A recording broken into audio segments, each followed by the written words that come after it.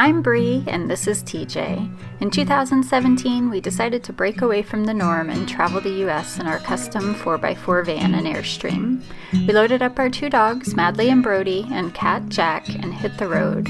We quickly realized life on the road is full of surprises, and our name-embracing Detours fit our new life perfectly.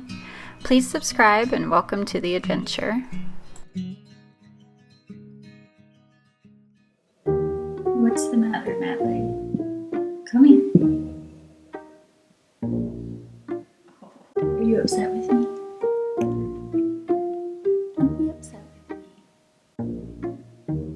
me. Madly, do you want to tell them what happened? No? You want to make me tell them? So Madly broke one of her teeth the other day. Kind of totally random accident. We were playing with a soft toy, and when she came back, she spit the toy out, and with it came out what ended up being a piece of tooth. So we're headed in today to get that tooth extracted. And she's having to fast, which she's pouting about at the moment, because the one thing in the world that means more than anything else to Madly is food. So the fact that she's not getting her breakfast this morning is making her very unhappy.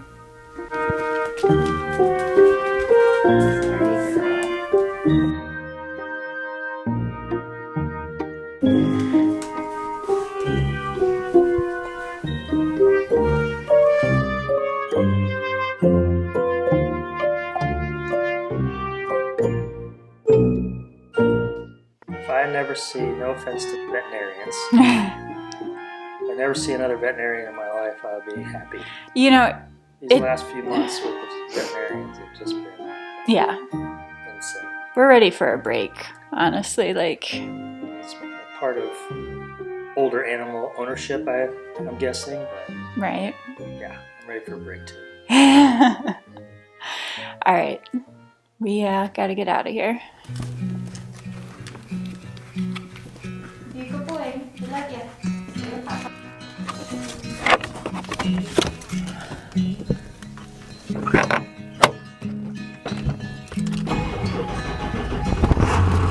Little history on Madly and I. About 12 years ago now, TJ and I decided that we were ready for our first dog. This was my first dog as an adult, and I wanted to make sure that I was doing it right. So I did all of my homework on various breeds and knew that I wanted a dog that was going to be really outdoorsy, that could go on hikes with us and would have the endurance to keep up, which a Brittany certainly does. But I also wanted a medium-sized dog that didn't have too much coat that was going to, have to be managed. So I was thinking maybe Australian Shepherd, maybe Border Collie, maybe a Brittany. And in the end, the Brittany won out because it was the smallest of the three breeds and it had the least amount of coat of the three breeds. So, after doing all that research on breeds, then I started researching breeders because I knew I didn't want to buy from a backyard breeder. I wanted to help support a responsible breeder. So, found our breeder. She wouldn't even let us get a dog until we had come and met her gang, as she called them, her group of dogs. Anyway, so that was in December of 2008. Decided this was definitely a good fit for us and put a deposit down on a puppy. The thing was, there were no puppies available at that time. So we had to wait for the next breeding, which didn't happen till the spring. Madly was born June 21st, and she didn't get to come home until the end of August. Now remember, we put that deposit down in December, and here it is almost September before we're getting to bring our puppy home. So it was a full 9-month gestation. So, she's probably the closest thing I'll ever have to a kid. And then on top of that, when she was being born, it just happened to be on the weekend and her breeder called me and I was able to go there and I actually delivered Madly. It's just, the connection doesn't get much closer than the two of us have. And she's getting up there. You know, she'll be 11 here in just a few days, and anesthesia on older animals is always, anesthesia anytime is always dangerous, but especially on older animals. So it's really hard to have to do any kind of veterinary care that requires putting them under. So wish us luck. This is Dana. How may I help you? Hi Dana, I'm here with Madly. Okay, I'm going to have you stay on the phone for just a moment and talk to one of the techs. The very last bit of the consent form does talk about anesthetic risk. No matter the ages of our patient, there's always some form of risk. Right. To that end, obviously, we'd be contacting you immediately if something would happen. Okay. If we can't reach you, you can authorize us up to $500 in life-saving treatment. Yes, I authorize that. Okay, all right. Yeah, I authorize whatever you need to do. Okay, great. That's all I wanted to double check on. Okay.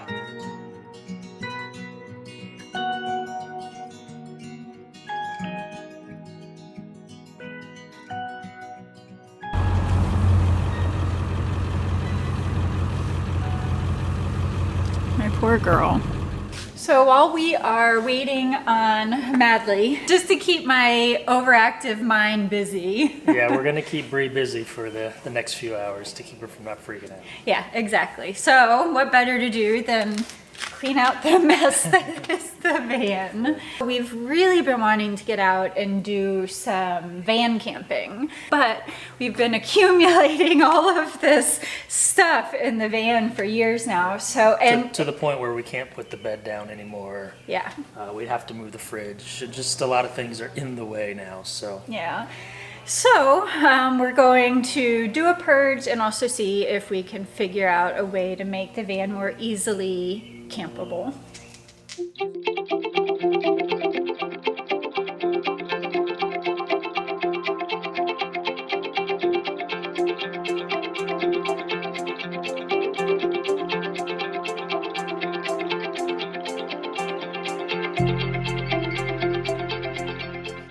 All right, the van is completely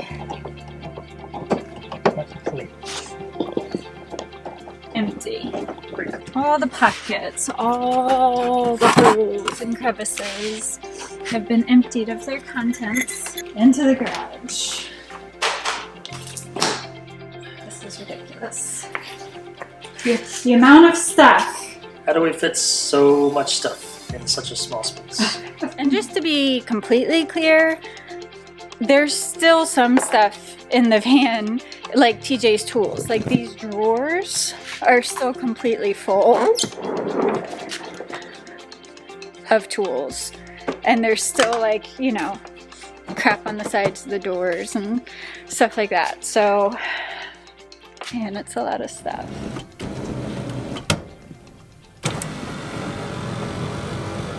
Okay, so we have a couple problems with the drawers and getting the bed completely open.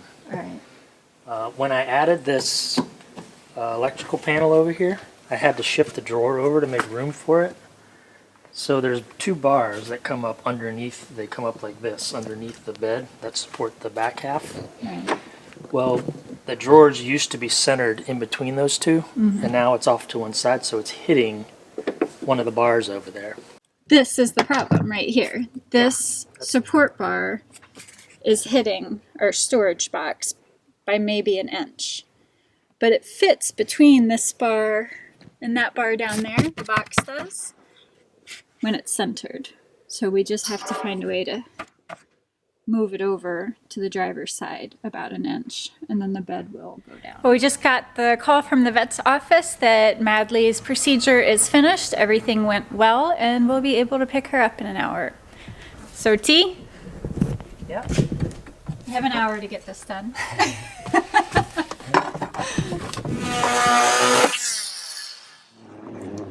What is really happening? That last little bit you gotta push. Alright. This is going to be bed when camping. It's not bad. Sweet. So, what's next? So normally the fridge It'll be right sits right here in this area right behind the seat. So we're gonna have to figure that out. Taking a break from the van to go pick up Madly. They were so nice about catering to us because Madly has vet anxiety. So they made sure to bring her in as late as possible and then do her procedure immediately so that she didn't have to stay at the vet longer than needed. So I dropped her off at 8:30 this morning, and here it is just before noon, and I'm already picking her up. Really happy that, you know, she didn't have to spend all day long at the vet's office. She just gets so panicky when she's there.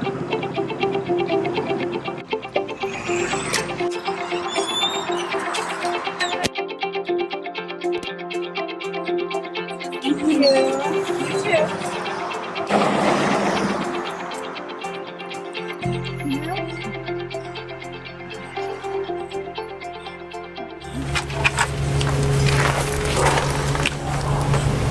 Okay. Well, the van reorganization has spilled into day 2. No big surprise there. After a lot of head scratching, measuring, and a run to Home Depot, we have come up with a plan. Don't know if it's the best plan, but a plan nonetheless. Exactly. So we used to store our solar panels vertically, right here, but that ate up a ton of room. So we've decided to, TJ has fabricated a little cubby here where the panels can be stored horizontally. Yep. And it gives us this nice platform here that we can now stack boxes and everything else. Everything else.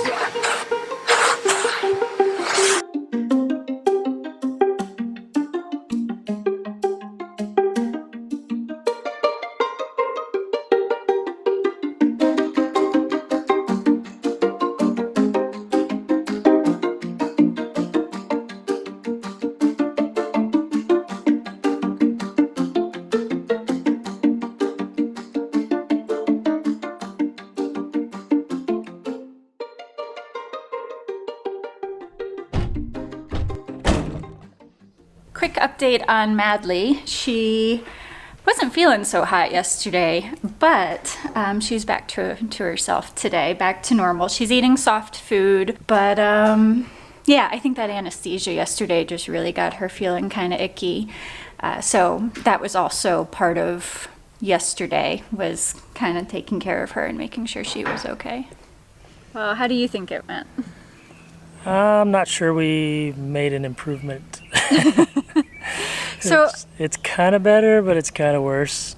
No, I think it's definitely better. I like your optimism. I think like we got 80% there, and then that remaining 20% was just like, I don't know what to do with it, and it kind of just all got thrown back in there. It's like it's like playing a game of Tetris where the pieces don't fit together, and it's so frustrating. So we've got a bunch of stuff to bring to the trailer, a bunch of stuff to bring to the landfill. We're gonna donate a bunch of cat stuff. So right now things are definitely a mess, and I wanna hone in that remaining 20%. I wanna figure it out.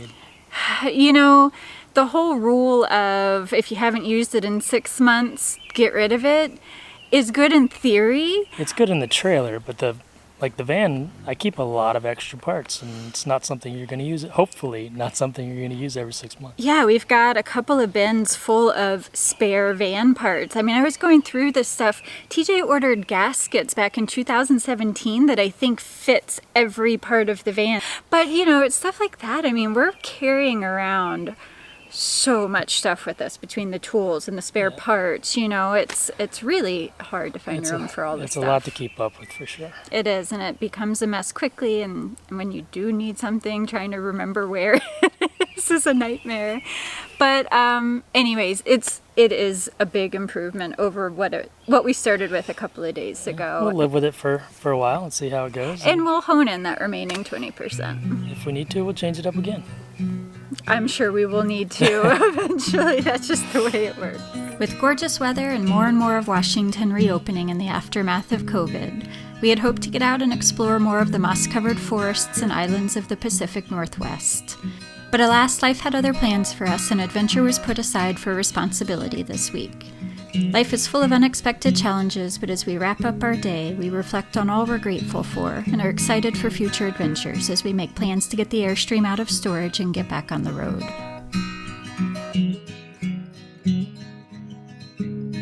A special shout out to our patrons whose support help make these videos possible.